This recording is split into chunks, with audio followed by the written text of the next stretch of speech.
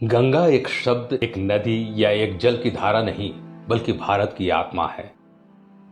गंगा ना होती तो भारत कभी अध्यात्म के मार्ग में इतनी उन्नति नहीं कर पाता। गंगा का उद्गम हिमालय से होता है।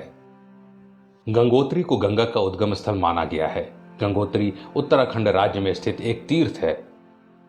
सबसे पहले गंगा का अवतरण होने के कारण ही यह स्थान गंगोत्री कहलाया, किंतु असल में गंगा का उद्गम कुछ किलोमीटर और ऊपर श्रीमुख नामक पर्वत से होता है। वहां गोमुख के आकार का एक कुंड है जिसमें से गंगा की धारा फूटती है। इस गोमुख कुंड में पानी हिमालय के और भी ऊंचाई वाले स्थानों से आता है। हिमालय से निकलकर यह नदी प्रारंभ में 3 धाराओं में बंटती है, मंदाकिनी, अलकनंदा और भागीरथी। उत्तराखंड के देवप्रयाग में अलकनंदा और भागीरथी का संगम होने का दृश्य बड़ा ही विख्यात है। बाद में ये धारा गंगा के रूप में हिमालय से ऋषिकेश और फिर हरिद्वार के बाद मैदानी इलाकों में प्रवेश करती है। इसके बाद ये नदी उत्तराखंड के बाद उत्तर प्रदेश होते हुए बिहार में पहुंचती है और फिर पश्चिम बंगाल के हुगली पहुंचती है। इसके बाद ब्रह्मपुत्र नदी से मिलकर गंगा समुद्र में समा जाती है। इस स्थान को गंगा सागर कहा जाता है। हिमालय से बंगाल की खाड़ी तक गंगा अपनी यात्रा में चारों तरफ सुख समृद्धि बांटती रहती है। इस यात्रा में गंगा में कई नदियां जुड़ती हैं, जिनमें प्रमुख हैं सरयू, जमुना, सोन, रामगंगा, गोमती, गंडक, कोसी, घुघरी, महानंदा, हुगली, पद्मा, ब्रह्मपुत्र और मेघना। पौराणिक मान्यता के अनुसार गंगा नदी को भागीरथ ने स्वर्ग से धरती पर उतारा था। गंगा श्री हरि विष्णु के अंगूठे से निकलकर भगवान शिव की जटाओं में आकर बस गई थी, क्योंकि गंगा का वेग इतना प्रचंड था कि अगर सीधे गंगा धरती पर आती तो पृथ्वी का संतुलन ही बिगड़ जाता।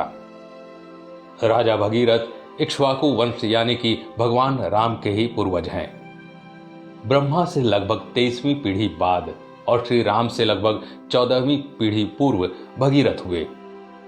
भगीरथ ने ही गंगा को पृथ्वी पर उतारा था।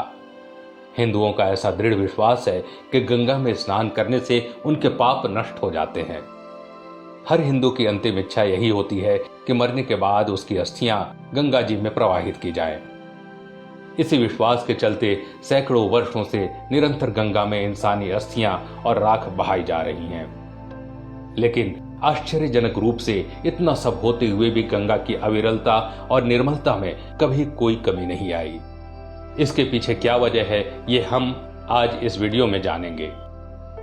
एक कथा के अनुसार एक दिन देवी गंगा श्री हरि से मिलने बैकुंठ धाम गई और उन्हें जाकर बोली, हे प्रभु, मेरे जल में स्नान करने से सभी के पाप नष्ट हो जाते हैं, लेकिन मैं इतने पापों का बोझ कैसे उठाऊंगी? मेरे में जो पाप समाएंगे उन्हें मैं कैसे समाप्त कर पाऊंगी? इस पर श्री हरि बोले कि गंगा, जब साधु संत और वैष्णव जन आकर आप में स्नान करेंगे तो आपके सभी पाप धुल जाएंगे। वैज्ञानिक जांच से पता चला है कि गंगा जल में पारा अर्थात मरकरी विद्यमान होता है, जिसमें हड्डियों में जमा कैल्शियम और फास्फोरस पानी में घुल जाता है। ये तत्व गंगा जल को साफ करते हैं, जबकि बची हुई हड्डियां गंगा में निवास करने वाली जलीय जंतुओं के लिए एक पौष्टिक आहार है। वैज्ञानिक दृष्टि से हड्डियों में गंधक होता है, जो पारे के साथ मिलकर पारद का निर्माण करता है। धार्मिक दृष्टि से पारद शिव का प्रतीक है और गंधक शक्ति का। इस तरह गंगा में अस्थियां बहाए जाने से एक तरफ जहां गंगा के पानी की गुणवत्ता बढ़ती है, तो दूसरी तरफ जलीय जंतुओं को भोजन भी प्राप्त होता है। एक बात और जिससे वैज्ञानिक भी हैरान है, वो ये कि गंगा जल कभी खराब क्यों नहीं होता। हरिद्वार और ऋषिकेश जाने वाले श्रद्धालु छोटी छोटी बोतलों में हमेशा से गंगा जल भरकर अपने घर लेकर आते हैं। घर में गंगा जल रखे दशकों बीत जाने के बाद भी ये जल उतना ही निर्मल होता है जितना कि भरते समय था। दुनिया की और किसी नदी या फिर आरओ का पानी भी इतने दिन तक स्वच्छ कभी नहीं रह सकता।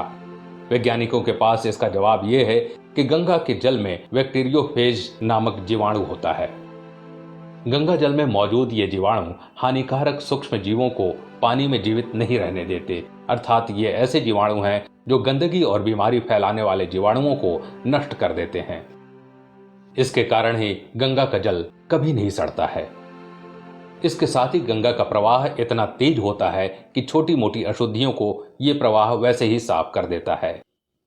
एक कहावत भी है कि बहता पानी निर्मला, अर्थात बहता हुआ जल हमेशा स्वच्छ रहता है।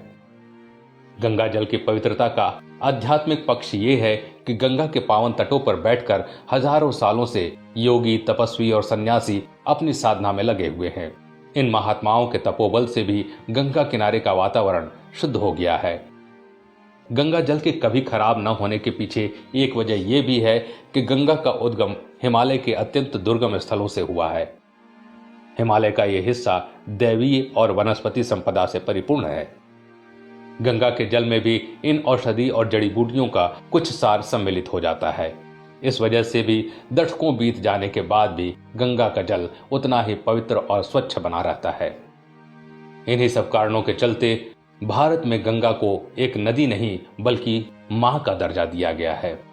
अभी संपूर्ण भारत में लॉकडाउन लगा हुआ है और अभी कुछ दिन पहले युवा वैज्ञानिकों के एक दल ने गंगा के जल का लैब में परीक्षण किया। उस जांच में यह पाया गया कि वर्तमान हालातों में गंगा का जल घरों में लगे आरओ प्यूरिफायर से भी ज्यादा शुद्ध हो गया है। मतलब अगर गंगा को औद्योगिक प्रदूषण से मुक्त कर दिया जाए तो इसका जल पूरी दुनिया में सबसे ज्यादा पवित्र है, इसमें कोई शक नहीं। दोस्तों, आज के लिए बस इतना ही। अगर वीडियो पसंद आया तो लाइक करिएगा और ऐसे ही वीडियो देखने के लिए हमारे पेज को फॉलो जरूर करें। धन्यवाद।